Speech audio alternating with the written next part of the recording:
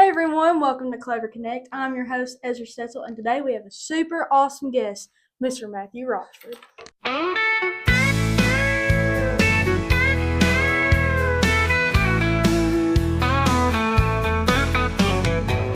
Hello everybody.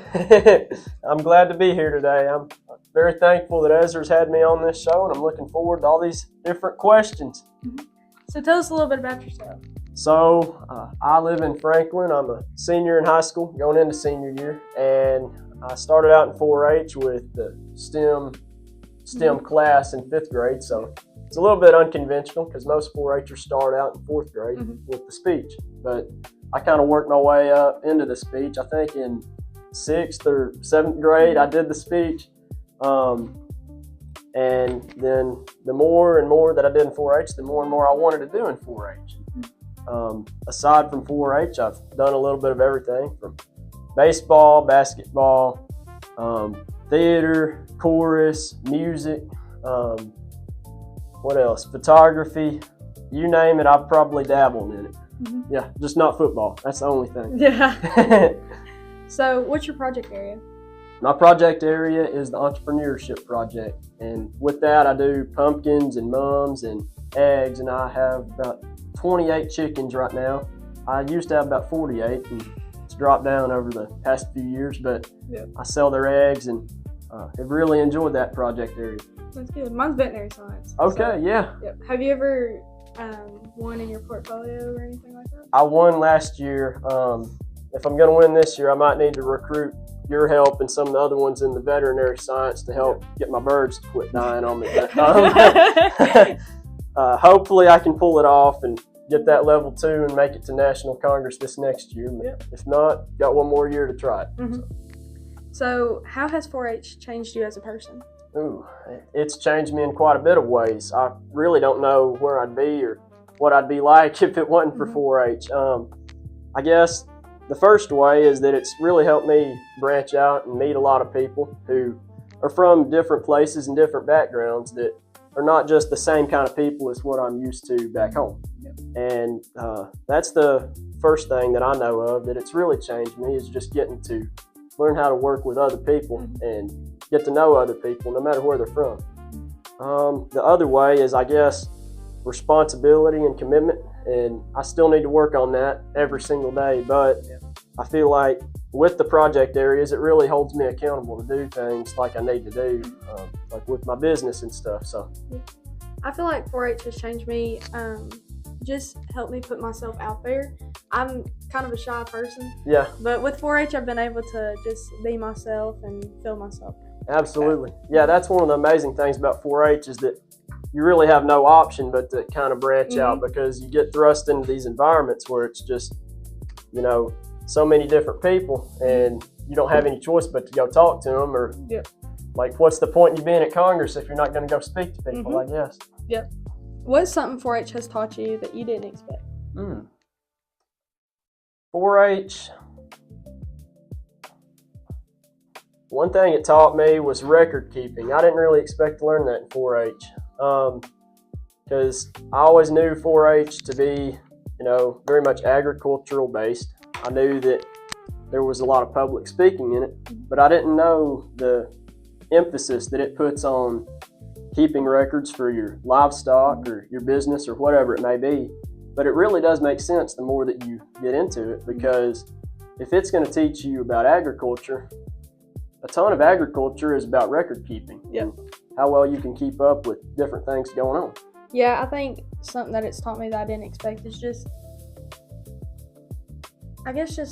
public speaking. I didn't really think that it would do anything, but now, I have the podcast because of all of it, so it's really awesome. I will say it's helped me with public speaking, I think, quite a bit, because in church, when I'll help with a Devo on Wednesday night or something, it's like a world of difference, because I'm looking at stuff that I learned in 4-H and I'm putting that to use when I'm putting the Devo together or something. So since you do all this stuff, theater and baseball and all that, what keeps you motivated to keep doing 4-H? Well, there's a lot of different things that keep me motivated. One of it's the connections I've made in 4-H. the other is just the fun that I have doing 4-H. I really love 4-H, and I'd say above all the extracurriculars, as crazy as it might seem, chorus and 4-H are probably at the top, without a doubt. And 4-H, it's got so many different things that you can do in it, and so it really keeps me curious, like all the different things that I want to try out. And it's wild going into senior year thinking, okay, well, I've still not done this and that, so how am I going to fit that in with all of my crazy schedule stuff and still do all this? So that's one of the things that really helps me keep going in it.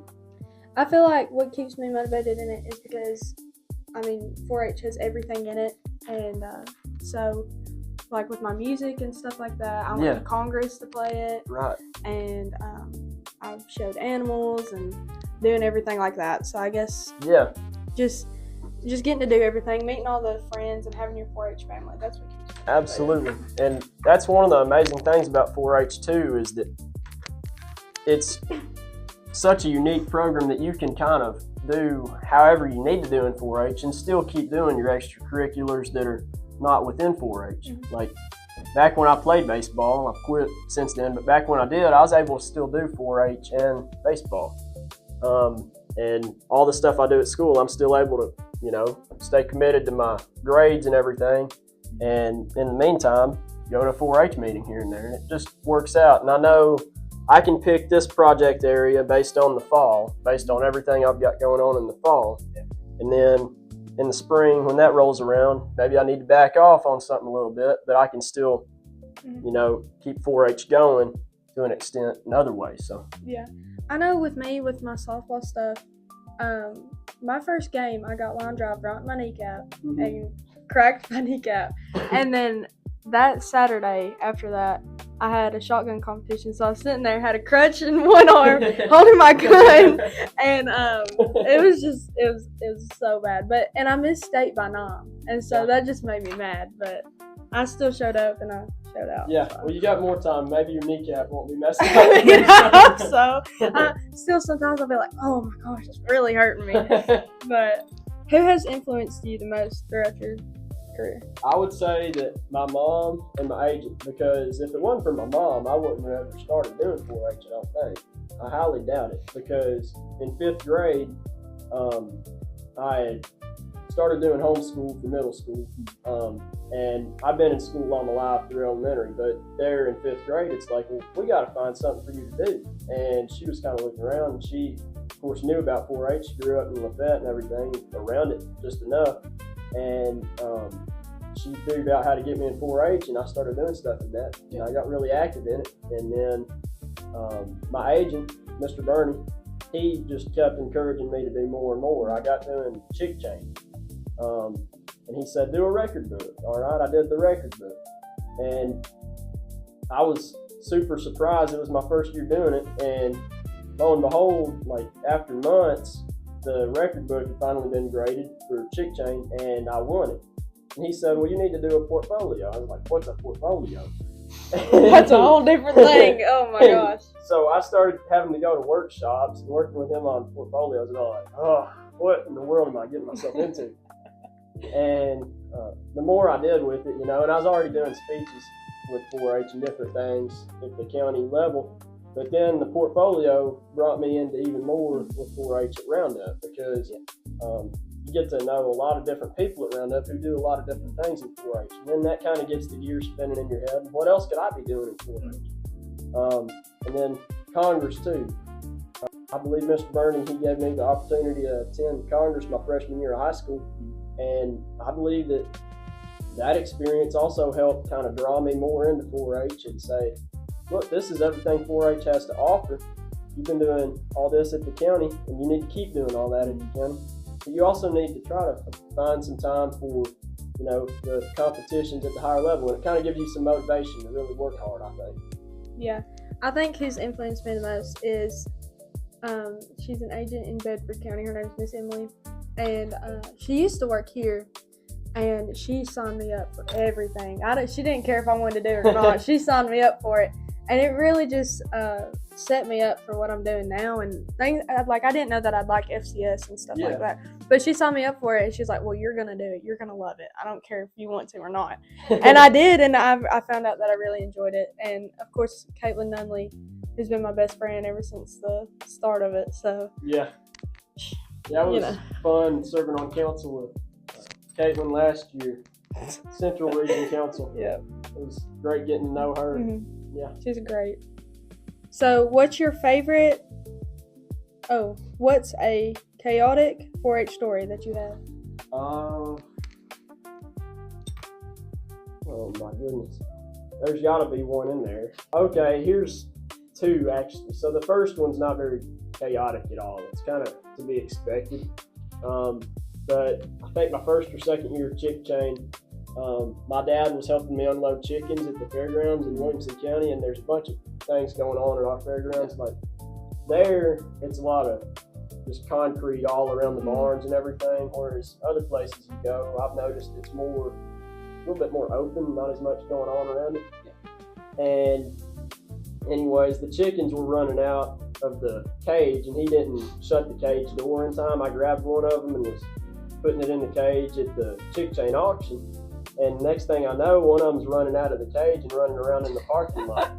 And I didn't know how I was going to get it. And we're pretty close to the interstate too. So, I mean, I guess if it wanted to, it could have ran all the way to the interstate, but it didn't. Some little kid caught it, thankfully. And so that didn't end bad. But the other thing, I guess, was last year at Roundup at Tennessee Knoxville, we were getting ready to go and everything, and I was geared up and excited for it, but I had gotten my wisdom teeth out on June 20th of last year, and that shouldn't have been an issue, but I had some trouble with the wisdom teeth, and it wasn't healing up like it should have. And after that, I ended up having an issue where I went to church camp and got sick there too, on top of the wisdom teeth. So it was kind of like, we didn't know what was going on, but it worked out, and I made it to Roundup, but I didn't get to ride the bus up there, and I had to go get checked up by the doctor and food to go to. Yeah. I think a chaotic 4-H story that I have is, again, with Caitlin Nunley, because we're in this together. We were at Pioneer Camp, which is at Camp Woodley in Warren County, and there was bugs everywhere, because it's in the middle of nowhere. It's in the woods. And there was this big old bug, no joke, about that big, crawling up on me. Ew. And I flung it off, and she was right behind me. And she said, "Oh my gosh, what are you doing?" And she came up and threw her shirt off. I said, "What are you doing?" I said, "Put your shirt on." And she said, "Go kill the spider." I said, "I can't." And then that same night, we went out, and there was an armadillo that started chasing us up the hill. And I was like, "Dude, I can't do this. I want to go home." And it was my first year at camp too. My first overnight camp. It was so bad. That's a big deal that you're still coming to 4-H stuff after that. Yeah, especially with her. Some people would have dropped out right then. I almost did. I was this close. So, if you could give one piece of advice to a younger 4-H'er, what would you tell them? I would tell them to try all that they can while they're young, and while they don't have as much going on at school and not as much demanding of their time. Because I remember back in middle school, like especially 8th grade, I was sitting there wanting to do other things in 4-H and try it out, and I was struggling to find the time. And I was thinking, well, how am I going to keep my grades up, keep playing baseball, and go to church stuff and like youth group events outside of normal worship time, I guess, and then still manage to do all these different things in 4-H. And I kept doing chick chain and poultry project and communications and marketing and a lot of project areas in 4-H. But there was some judging teams that I wanted to try out and other stuff that I didn't make the time for back then. And I've realized since getting out of that phase, when I was younger, it really didn't matter as much. I could have tried more stuff then, but now I'm so spread thin on time that it's like trying to try stuff now and get into new stuff is so much harder. And it would have been probably better had I done that back then when I had more time. It wasn't as important to me making high marks in school, I guess. Not that would have kept me from doing it either, I guess. Yeah. I feel like my thing, and I say this every episode, it's try new things and find your people. 100%. All right, now we're going to go into some fan questions. These are some really good ones, and some that I haven't even thought about. And they're from Gracie Davis, and it says, what's your favorite H out of all the 4-H's? My favorite H is heart, because I believe that the heart drives everything else that you do. You got head, heart, hands, and health, and I believe that if your heart is where it's supposed to be, then your hands will be doing what they're supposed to be doing. Your health will fall into place because you'll manage that properly, I guess. And then your head, you'll be thinking right and thinking like, how can I help serve others, and try to find involvement in other things, I suppose. Well, you took mine, so okay. If you could be in any other project other than what you're currently in, what would you be in? Well, that's a funny question. Back in the day, in freshman year, I was in the poultry project because of Chick Chain, and I got involved in that one, and I liked it. But it wasn't like my favorite thing because I knew that I couldn't, incorporate all of my business stuff. Like, I didn't even mention this, but for my entrepreneurship project, I do this business. I've done it since 2017, since I was in 3rd grade in Matthew's Market. And got a little website and whatever, but it's where I sell those pumpkins and mums and eggs. And I feel like when I was doing the poultry project, I loved it because of the time that I did with the chickens. But I wanted to be able to incorporate my business side into it too. Yeah. So that's when I transitioned over to entrepreneurship. But if I was to go from entrepreneurship to a different project now, I think I'd try to go into horticulture because I really like doing the pumpkins and corn and mums, and I just find all of that really interesting, how they manage to do plants and make them certain varieties for the environment they're in. I think mine would be, well, my first project area was engineering and safety science because I show antique tractors. So I was doing that, and then when I was doing my portfolio, I was like, man, this is really hard because there's hardly anything you can do for tractors. I mean, I just walk out there and, put them out there. And then, they were like, well, why don't you switch it up a little bit? What do you like? And I'd had my first show cow, and they were like, why don't you do it on your cow? And I was like, okay, well, I'll try. And that just set me up for everything. Yeah. And then so the first year that I had her, it was going great. It was just about me showing her. We won in the portfolio, but I couldn't go up because I wasn't in senior high yet. And then this past year, she passed away, and so it's just been everything about her disease and what it's done. And now I'm being able to go to state and hopefully can go on further for that. Yeah. So, yeah, it's pretty cool. I like it. Yeah. So, what's your favorite 4-H memory? My favorite 4-H memory, I would say it's probably the 2024 4-H Congress. And if it's not that, then it would be the 2024 4-H Roundup.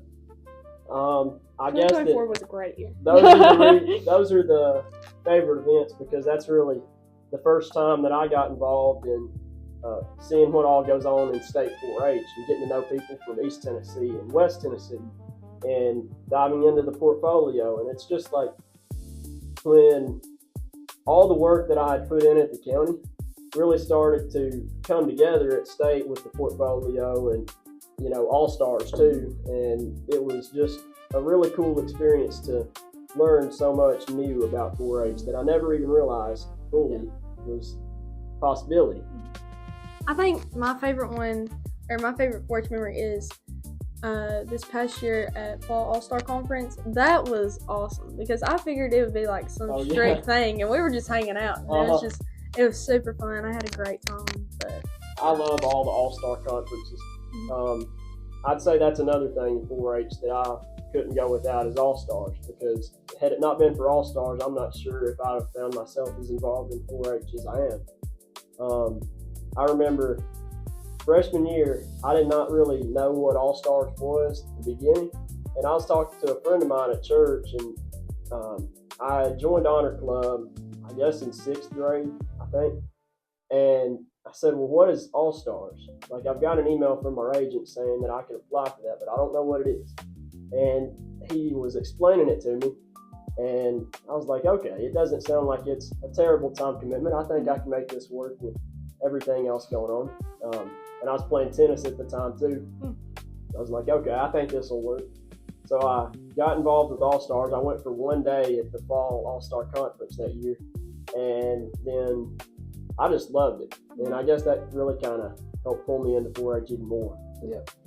And I've met so many friends at All-Stars because I only knew one other person that was going from my county. And so I just went there and I made so many new friends. And it was worthwhile. It was so fun. If I could tell anybody to go to any like regional conference or whatever, it would be All-Stars. Yeah. Because it's so fun. Now, you might be wondering, Ezra, why are you in patriotic patriotic overalls? Well, it's because it's 4th of July. So I just want to say, happy birthday, America. 250 is a big year. That's pretty old. And, But anyways, that was our episode with Matthew Rochford. Did you have fun? I had a great time. I had a great time. This is a big time getting interviewed, I guess. Yeah. So thank y'all for watching, and we'll see y'all next time. Bye.